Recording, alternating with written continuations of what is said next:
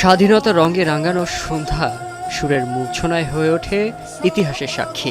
শৃঙ্খল মুক্ত মুক্তি হবার আনন্দ যেন ছড়ায় আবেশ।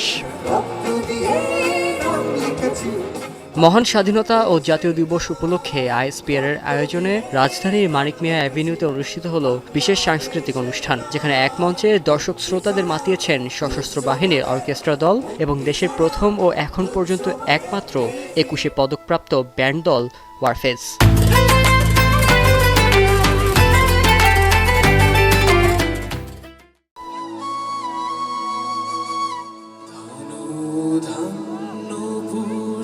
দেশাত্মবোধক গান, রক সঙ্গীত আর অর্কেস্ট্রার মেলবন্ধনে পুরো আয়োজনটি পরিণত হয় ব্যতিক্রমী এক সাংস্কৃতিক অভিজ্ঞতায়। একদিকে সশস্ত্র বাহিনীর শৃঙ্খলাবদ্ধ পরিবেশনা, অন্যদিকে ওয়ারফেজের হৃদয় স্পর্শ করা গান দর্শকদের মাঝে তৈরি করে ভিন্ন এক অনুভূতি।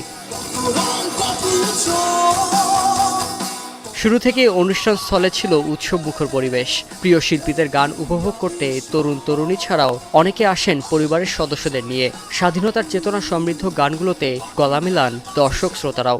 খুবই সুন্দর সুন্দর পারফরমেন্স করেছে এবং সেনাবাহিনীর তত্ত্বাবধানে ওভারঅল প্রত্যেকটা আয়োজনই খুব ভালো হচ্ছে। স্বাধীনতা দিবসে সকল শহীদদের প্রতি শ্রদ্ধা জানাই।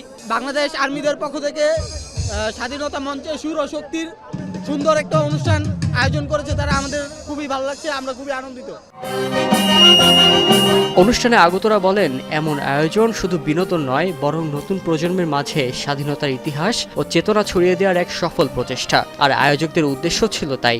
বাচ্চাদেরকে সাথে নিয়ে আসছি, অনেক এনজয় করছি, অনেক ভালো লাগছে এবং অনেক সুশৃঙ্খল। বাসায় থাকলে আসলে বোঝা হতো না বা জানাও হতো না যে আজকের দিনটাও এতটা উপভোগ করা যায়। দেশপ্রেমের চেতনাকে ধারণ করে গান আর উদযাপনে বর্ণিল হয়ে ওঠে স্বাধীনতা দিবসের রাতটি। সবশেষে জমকালো আতশবাজির মধ্য দিয়ে শেষ হয় আয়োজন। শাহরিয়ার জামান পুলক, এখন, ঢাকা।